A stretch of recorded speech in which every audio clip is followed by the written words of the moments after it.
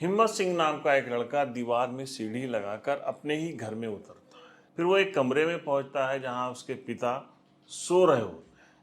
वो पंखे का प्लग निकालता है, उसमें ड्रिल मशीन लगाता है और ड्रिल मशीन लगाने के बाद तकिया अपने पिता के मुंह पर रख के ड्रिल मशीन उनके सर में घुसेड़ देता है। खून का फव्वारा निकलता है। पिता कोशिश करते हैं लेकिन कुछ ही देर में उनकी हालत ख़राब हो जाती है। वो प्रतिरोध करना छोड़ देते हैं। फिर वो उनके गले के अंदर ड्रिल मशीन घुसेड़ देता है। खून ही खून का फव्वारा निकल रहा था, चारों तरफ खून था। लेकिन ड्रिल मशीन की आवाज़ सुनकर तभी उसकी माँ आ जाती है और वो ज़ोर ज़ोर से चिल्लाने लगती है। लड़का कहता है कि माँ मत रो, मैंने बदला पूरा कर लिया है। लेकिन माँ चिल्लाती रहती है और रोती रहती है। तो वो अपनी माँ का पहले मुंह दबाता है, फिर उनका गला दबा देता है। इतनी ज़ोर से गला दबाता है कि कुछ देर में माँ भी प्राण त्याग देती है। फिर वो ड्रिल मशीन अपने माँ के भी गले में लगा देता है। चारों तरफ खून ही खून फैल जाता है और कुछ ही पल में माँ बाप की बेरहमी से हत्या हो जाती है। हत्या करने के बाद लड़का सोचता है कि अब क्या किया जाए। उसके कुछ समझ में नहीं आ रहा होता है। वो बाहर से जाकर कार घर के अंदर लेकर आता है। फिर माँ बाप की लाशों को एक दरे में लपेटता है क्योंकि बहुत ज़्यादा दोनों लाश से खून निकल रहा होता है। फिर एक रज़ाई लेकर आता है, कार की डिग्गी के अंदर रज़ाई रखता है और उसमें दोनों लाशों को रख देता है। घर की सफाई करता है और बड़े शातिर तरीके से वो दोनों लाशें लेकर चला जाता है। हिम्मत सिंह ने अपने माँ और बाप की हत्या करने के बाद उनकी लाशों को ठिकाने लगा दिया था। फुल प्रूफ प्लानिंग करके यह हत्या की गई थी। लेकिन सवाल कई खड़े हो गए थे। हिम्मत सिंह ने अपने माँ बाप को इतनी बेरहमी से क्यों मारा था? वो अपने बाप से कौन सा बदला लेना चाहता था? कैसे वो पुलिस के हाथ लगा? हम बताएंगे आपको इस डबल मर्डर का आखिरी सच। इस डबल मर्डर हत्याकांड का खुलासा सुन के आपके भी होश उड़ जाएंगे। साथ ही ये कहानी बहुत से लोगों के लिए एक नसीहत भी साबित होगी।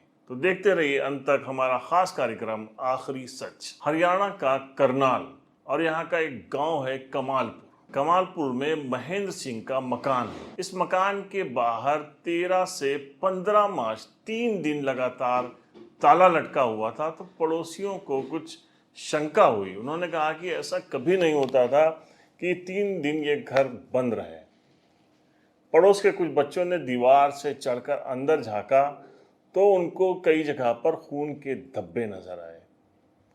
पड़ोसियों ने इसकी सूचना पुलिस को दी। पुलिस मौके पर पहुंची और पुलिस ने जब देखा तो पुलिस को भी किसी अनहोनी की शंका हुई। लेकिन घर के अंदर कोई जख्मी नहीं मिला, किसी ने कोई शिकायत नहीं की, इसलिए यह मामला वहीं पर उलझ कर रह गया। पुलिस ने एक काम किया कि महेंद्र सिंह और उनकी पत्नी राजबाला के फोटो पड़ोसियों से ले लिए थे और पुलिस इस मामले पर नजर बनाए हुए थी। तभी 16 मार्च को पानीपत में नहर में एक महिला की लाश मिली। जब उसकी शिनाख्त नहीं होती है तो पुलिस सभी थानों पर इसकी सूचना भेजती है। करनाल पुलिस को भी उसका फोटो मिलता है। जब वो फोटो देखती है तो पुलिस को फौरन पता चल जाता है कि ये लाश राजबाला की है। अब पुलिस राजबाला की लाश बरामद करती है और यहीं से अब ये तय हो जाता है कि राजबाला और महेंद्र सिंह यानी कि दोनों की हत्या कर दी गई है। घर के अंदर जो खून के निशान मिले थे ये इन्हीं लोगों के थे। किसने इनकी हत्या की है, पुलिस के सामने ये मामला अब एक चुनौती बन गया था। महेंद्र सिंह का बेटा हिम्मत सिंह इस दौरान लगातार अपने पिता और माँ को ढूंढने की कोशिश कर रहा था। वो एकदम अनजान बना था क्योंकि वो एक महीना पहले एक अलग किराए का मकान लेकर वहां पर रह रहा था। पुलिस भी हर दिशा में अपना कुल्लू तलाश कर रही थी। उसको लग रहा था कि कौन हो सकता है। पुलिस का प्रयास, पुलिस के जो शक की सुई थी वो हर दिशा में घूम रही थी। तभी पुलिस ने जो बहुत सारे सीसी कैमरे फुटेज जो निकाले थे उसमें एक फुटेज में हिम्मत सिंह दिखाई दे गया उसी रात में कि वो वहाँ से उस गली से गुजरा है। अब पुलिस का शक गहरा गया है क्योंकि पुलिस को ये इन्फॉर्मेशन मिल गई थी कि पहले ही पिता और पुत्र के बीच में कोई कानूनी वाद चल रहा है। अब पुलिस ने हिम्मत सिंह को हिरासत में लिया और पूछताछ शुरू की। बहुत वो इधर उधर पुलिस को गुमराह करता रहा। लेकिन जब पुलिस अपनी असलियत पे आई तो हिम्मत सिंह ने जो कहानी बताई वो बहुत ही दर्दनाक है और रूह कंपा देगी। हिम्मत सिंह ने बताया जब वो मात्र 12-13 साल का था तभी से वो देखता चला आ रहा था कि उसकी माँ को उसका पिता बुरी तरीके से पीटता है। आए दिन शराब पीता है। शराब पीने के बाद छोटी छोटी बातों पर वो मारता है।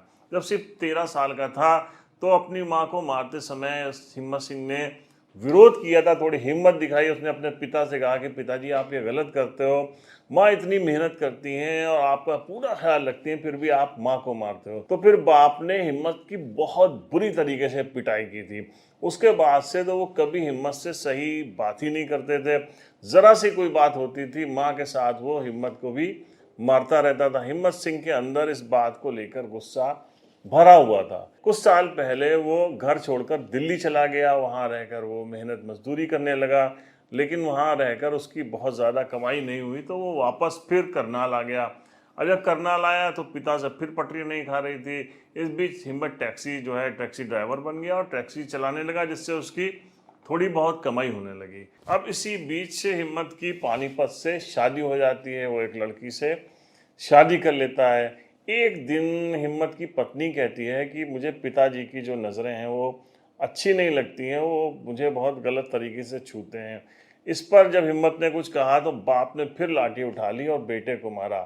बात बढ़ गई। हिम्मत ने कहा कि पिताजी आप मुझे जो है अलग कर दो, मुझे जो है ज़मीन दे दो, मैं अपना घर बना के अलग रहने लगूंगा।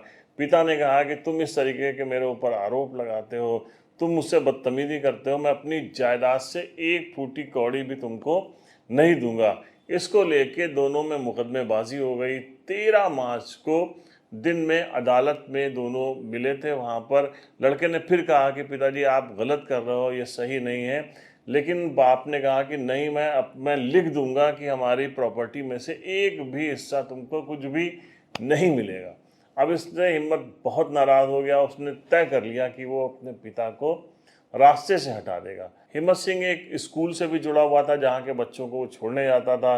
उस स्कूल में कुछ काम चल रहा था, वहाँ के वो मिस्त्री से मिला और उसने देखा कि वो ड्रिल मशीन से काम कर रहा था और ड्रिल मशीन बिल्कुल दीवार में बड़ी मजबूत दीवार में भी फ़ौरन छेद कर दे रही थी। उससे उसके दिमाग में आइडिया आया और उसने कहा कि जो है, मुझे मिस्त्री से कहा कि मुझे घर में कुछ काम है, शाम को तुम ड्रिल मशीन दे देना, मैं तुम्हें कल वापस कर दूंगा। फिर वो ड्रिल मशीन लेकर आया और प्लानिंग के अनुसार उसने रात में एक सीढ़ी लेकर गया और सीढ़ी उसने जो है पहले से वहाँ पर रख रखी थी, जो रात में उसने दीवार में लगाई और उस सीढ़ी के सहारे वो घर में उतर गया और अंदर जाकर उसने इस पूरी घटना को अंजाम दिया। लेकिन कहते हैं ना कि माँ की लाश मिल गई तो पुलिस को लग गया कि ज़रूर इस घर के अंदर ये पूरा मामला हुआ है और हो सकता है बेटे ने इसको ठिकाने लगाया और फिर सहयोग सीसीटीवी कैमरे में वो पकड़ गया। बाप की लाश, महेंद्र सिंह की लाश अभी तक नहीं मिल पाई है। पुलिस नहर में लगातार कॉम्बिंग करवा रही है, एनडीआरएफ के जवान लाश को ढूंढ रहे हैं, लेकिन पिता की लाश अभी तक नहीं मिल पाई है। तो ये कहानी उन लोगों के लिए नसीहत भी है जो डोमेस्टिक वायलेंस करते हैं, घर में पत्नी बेटे सबके साथ मारपीट करते हैं। किस तरीके से आपका बेटा ही आपकी जान का दुश्मन हो सकता है। हालांकि हिम्मत का कहना है कि वो माँ को बिल्कुल नहीं मारना चाहता था। उसने सोचा था कि वो पिता की हत्या करेगा, फिर क्योंकि पिता शराबी किस्म का इंसान है, उसको ले जाके हाईवे पर उसकी लाश फेंक देगा और वो जब गाड़ियों के नीचे आ जाएगा तो लोग यही समझेंगे कि एक हादसा है। माँ जब आई तो उसने अपनी माँ से कहा भी था कि माँ ये बहुत राक्षस आदमी था, इसने जीवन भर तुमको मारा है, माँ मत चिल्लाओ मत रो, पड़ोसी आ जाएंगे, मैं ये इसकी लाश को ठिकाने लगा दूंगा, फिर हम लोग आराम से एक साथ रहेंगे। लेकिन माँ लगातार रोए जा रही थी, इसलिए उसने माँ का भी गला दबा दिया और जब माँ मर गई तो उसने उसमें आवेश में आके ड्रिल मशीन माँ के गले में भी लगा दी। तो एक बड़ी खौफनाक घटना है।